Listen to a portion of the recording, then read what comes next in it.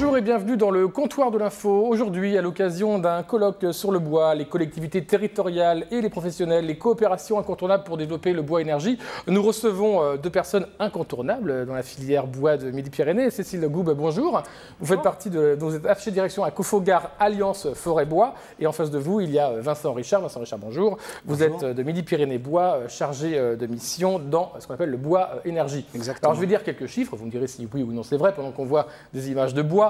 En France, donc, la forêt couvre, semble-t-il, 15 millions d'hectares, soit 28% du territoire. La France est le troisième pays européen le plus boisé. En Midi-Pyrénées, 37% des ménages utilisent le bois pour se chauffer, soit 430 000 ménages. C'est une moyenne supérieure au national, qui est de 26%. Et semble-t-il, 3/4 de la forêt française appartient à des propriétaires privés. Et si bien que finalement, on a l'impression que nous, public, tout appartient à l'État et pas du tout. Et vous gérez, donc Cécile Goub, vous gérez en fait les forêts privées et vous faites en sorte de faire de la gestion de forêts privées. Voilà, tout à fait. On est une coopérative forestière, donc on représente les intérêts de nos adhérents propriétaires sylviculteurs sur le grand quart sud-ouest de la France, donc au niveau de l'Union des coopératives Alliance Forêt Bois, qui regroupe les coopératives de Cofogar, CAFSA et Forestarn.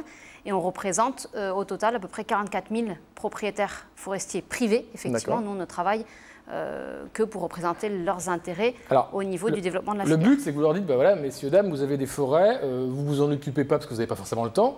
Nous, on s'occupe de vos forêts et en plus, on va faire travailler des collectivités territoriales, notamment sur ce qu'on appelle le bois énergie. Voilà, tout à fait. Alors, le but premier de la coopération, c'est de défendre leurs intérêts pour gérer leurs forêts, de leur donner des conseils de gestion, mais également pour exploiter leur bois et les commercialiser. Donc, de la même façon que l'on commercialise le bois d'œuvre, qui est quand même le premier objectif d'une forêt au niveau rentabilité pour un propriétaire.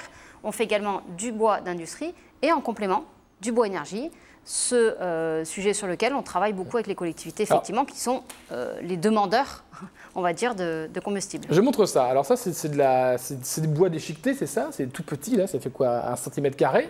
Je me tourne vers vous, d'ailleurs, Vincent Richard. À quoi ça sert? Parce que c'est pas vous qui produisez, mais ça sert à quoi? On met ça dans la chaudière? Dans quelle chaudière? Exactement. On met ça dans des chaudières automatiques à bois, donc des chaudières spécifiques, qui ont un système d'amener du bois, donc de dessilage, de prendre le bois dans le silo, de l'amener au foyer de la chaudière au fur et à mesure des besoins. C'est-à-dire que c'est la chaudière qui, en fonction du temps qu'il fait et de la consigne que vous lui avez donnée dans le logement, qui va s'amener plus ou moins de bois en fonction des besoins. Alors le but, c'est que ça puisse remplacer un jour le fioul, le gaz et l'électricité? Ça le remplace déjà pour ceux qui veulent y faire appel.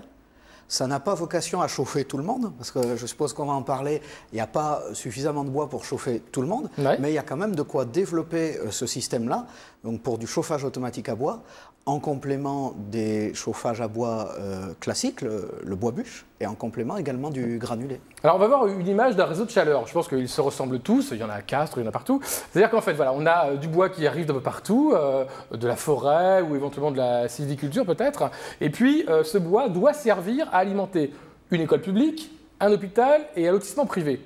Comment ça marche alors exactement ?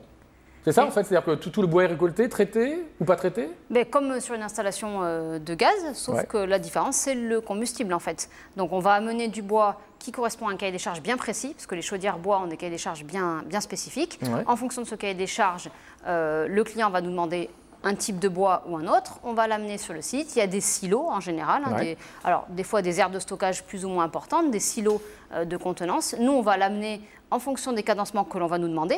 Ça peut aller de un camion tous les mois, ou voire un camion dans la saison, à 8 camions par jour. Sur les grosses installations, puisque ça va dépendre de la consommation ensuite derrière. Est-ce que c'est le nouvel Eldorado pour l'énergie renouvelable et puis même pour les collectivités territoriales et publiques qui se disent que ça coûte quand même beaucoup moins cher? Alors l'investissement est lourd au départ. Le nouvel Eldorado, je ne dirais pas ça. C'est un débouché supplémentaire et complémentaire pour la filière bois, parce que comme l'a dit Cécile, le premier objectif c'est quand même de faire du bois d'œuvre, donc du bois de belle qualité, utilisé pour construire. Oui, mais tous les résidus. Pour faire des meubles, etc.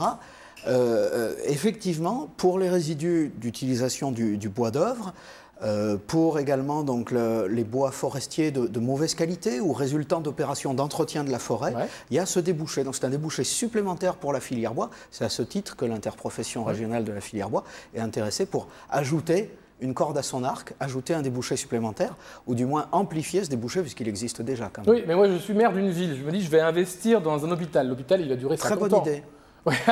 C'est-à-dire que je vais dire, ben voilà, je dois chauffer mon hôpital. Exactement. Si je commence à le chauffer avec des énergies fossiles, un, il n'y en aura plus un jour, et deux, ça me coûte très cher. Donc pourquoi je vais aller vers le bois à énergie?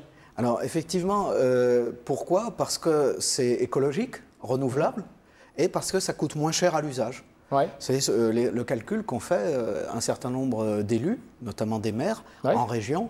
On peut citer parmi les installations avec réseau de chaleur qui tournent, Castres et Groyer qu'on a visité hier, avec des très belles installations. Et puis, plus proche de Toulouse, les lycées d'Onde, Fonsorbe, les chaufferies par exemple d'Aiguevive, de Pauillac. Ouais. Voilà, donc un gros investissement. Un réseau de chaleur qui est quand même des travaux lourds à réaliser, mais derrière, un fonctionnement plus écologique et moins coûteux pour la collectivité et pour les abonnés du réseau de chaleur, qu'ils soient un hôpital, une école ou des riverains qui peuvent aussi bénéficier de cette chaleur bois. Alors je me fais l'avocat du diable.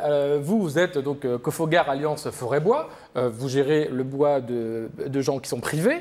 Si moi je suis maire d'une ville, j'ai dit voilà mon hôpital, je le chauffe à l'énergie bois. Mais si vous augmentez les prix un jour, qu'est-ce qui se passe? Je suis pénalisé. Alors en général, sur des installations, au moment de l'étude de faisabilité justement de l'installation, on fixe quand même certaines règles et on peut, avec les collectivités, signer des contrats d'approvisionnement pluriannuels. Donc ça, avec une formule d'indexation sur le prix du bois qui leur permet d'avoir une certaine visibilité en fonction des indices, du coût de la vie, du coût des transports, enfin de la décomposition de notre prix de fabrication, je dirais, du bois, qui fait qu'il y a une certaine visibilité. Mais je vous retournerai la question, si vous installez aujourd'hui une chaudière avec du gaz, savez-vous à quel prix vous allez payer le gaz demain? Vous êtes maline. Vous allez me dire, non, le gaz vient de beaucoup plus loin. Et juste pour compléter, sur les 15 à 20 dernières années, il y a eu des études qui ont été faites quand même au niveau de l'indexation des prix. Et on se rend compte que des prix du gaz qui peuvent passer du simple au double du jour au lendemain, ou avoir des augmentations de 10% sur plusieurs années, le prix du bois, en général, c'est une augmentation de 4-5% annuelle. Ce n'est pas des augmentations qui vont du simple au double. Donc c'est vraiment aussi l'objectif. Alors là, on est allé dans la coopérative Cofogar, donc on a vu tout un tas de bois, et des tas de bois d'ailleurs. Alors c'est très compliqué, c'est-à-dire que même les palettes qu'on peut voir dans les supermarchés, tout le monde va au supermarché, voit les palettes, tout ça, vous le récupérez. Alors, on en récupère effectivement une partie, grâce, alors nous pas directement, avec des partenaires qui font ça. D'accord. Et vous broyez tout Voilà, on broie tout, et encore une fois, on livrera aux clients en fonction de ce cahier des charges. Les palettes ne sont pas adaptées à certains types de chaufferies, tout comme les écorces ne sont pas adaptées à d'autres types de chaufferies. Donc on va faire un savant mélange, je dirais, ce qu'on appelle un mix produit, pour répondre à un cahier des charges bien précis en termes de granulométrie, donc de taille de plaquettes, et en termes d'humidité. C'est les deux caractéristiques principales qui vont faire que l'on va s'orienter vers une ressource ou vers une autre. Et on fait effectivement des mélanges, des préparations sur des plateformes, comme vous avez pu le voir à Longage. Alors, est-ce qu'en Midi-Pyrénées, on est un peu au point là-dessus? C'est-à-dire qu'on est en retard ou, par rapport à d'autres régions de France? Alors, il y a des régions qui sont très en pointe, comme Rhône-Alpes ou Franche-Comté. En Midi-Pyrénées, on a quand même un développement du bois énergie qui est satisfaisant, qui doit se poursuivre, et notamment il y a la disponibilité de bois pour continuer à développer le bois énergie, mais on a quand même plus d'une centaine de chaufferies, une quarantaine de grosses chaufferies avec réseau de chaleur, 2 grosses installations industrielles également, donc à Papeterie de Saint-Gaudens, c'est la Tarnaise des Panneaux à la Bruguière. Donc on commence à avoir une filière chauffage automatique à bois énergie, bien développée. Et puis en face, on a des approvisionneurs privés, publics même, avec l'ONF Énergie, qui sont en mesure de répondre et qui approvisionnent. Mais est-ce que pour les particuliers, par exemple, un maire, encore une fois, de village ou de ville, se dit, moi je veux construire un lotissement et il faut qu'il y ait du bois énergie là-dedans. Il y a une obligation, par exemple, parce que comme c'est une énergie renouvelable, est-ce qu'on peut obliger les promoteurs à construire des maisons qui seront alimentées au bois énergie? On peut, c'est pas évident, parce qu'un lotissement neuf va être très faiblement consommateur d'énergie. On fait des maisons de plus en plus isolées. Tant mieux. Ce qui est bien sûr un bienfait, mais pour équilibrer les comptes du réseau de chaleur, il faut quand même des bâtiments fortement consommateurs. Donc souvent, un réseau de chaleur est fait autour de quelques bâtiments fortement consommateurs, tels que des maisons de retraite, un hôpital, une piscine, Et par exemple, Aigues-Vives est un cas tout à fait conforme à ce que vous dites, à savoir qu'il y a un lotissement extrêmement performant d'un point de vue thermique. Ouais. S'il n'y avait eu que ce lotissement, le réseau de chaleur n'aurait pas pu être possible. Mais comme il y a quelques gros consommateurs alentour, ça fait au total un réseau de chaleur qui fonctionne bien. Alors, l'industrie, je reviens vers vous, chère Cécile Goub, attachée de direction donc, à Cofogard et Alliance Forêt-Bois. Est-ce qu'on peut dire que vous avez décroché un gros client en la personne d'Airbus? Ah oui, c'est sûr que... Ouais. Alors un gros client, c'est vraiment un projet phare, on va dire. C'est-à-dire que vous occupez une partie bien précise chez Airbus. Vous alimentez une chaufferie énergie-bois pour... Voilà, alors ils avaient une installation qui fonctionnait au gaz, qui remplace, ils ont fait le choix effectivement du bois énergie. C'est essentiellement pour des salles de peinture et la nouvelle chaîne de montage de l'A350 sur le site Clément Ader. Qui s'ouvre très bientôt, là, le 23 d'ailleurs. Voilà. Donc ils ont mis une grosse installation. Ce sera une des plus grosses en région, en tout cas un projet vraiment phare, notamment parce que quand même l'industrie aéronautique est une industrie de pointe. Et donc on a su mélanger, comme disait mon ancien président, nos racines et leurs ailes, on va dire. Et donc, ils ont installé une grosse chaudière qui va consommer à peu près 23 000 tonnes de bois, ce qui est quand même énorme par rapport à la consommation globale sur la région, aux portes de Toulouse. Donc, ça a vraiment montré l'adéquation entre une industrie de pointe qui veut chauffer des salles qui ne peuvent pas, à un moment donné, tomber en panne. Il ne peut pas y avoir un souci là-dessus. Donc, vraiment une technologie qui est au point, avec tout un réseau derrière, une filière d'alimentation. Donc, on a créé, au niveau régional, c'est important aussi, une structure d'approvisionnement de taille régionale avec d'autres partenaires. Donc ce ne sera pas que Cofogard ou Alliance Forêt-Bois, mais il y a d'autres partenaires dedans pour mutualiser les moyens, les plateformes, les ressources. On fera intervenir aussi ONF Énergie pour pouvoir garantir cet approvisionnement dont Airbus a besoin sur le long terme. On ne peut pas dire à Airbus dans 5 ans... J'ai juste une toute dernière question avant qu'on me coupe, je la pose à vous, Vincent Richard. Si je suis un particulier, je vis dans une maison à la campagne, j'ai plus intérêt à prendre de la bûche classique, de la bûche compactée ou de la granule comme ça? Ou comme ça? Ça dépend des cas. Concrètement, pour un particulier dans une maison individuelle, ça va être soit de la bûche, soit du granulé de bois, dans un poêle ou dans une chaudière. Et alors là, ce qu'il faut dire, c'est que c'est vraiment le boulot des espaces info énergie, dont on peut trouver les coordonnées sur le site de l'ADEME, que d'aider le particulier à faire ce type de choix.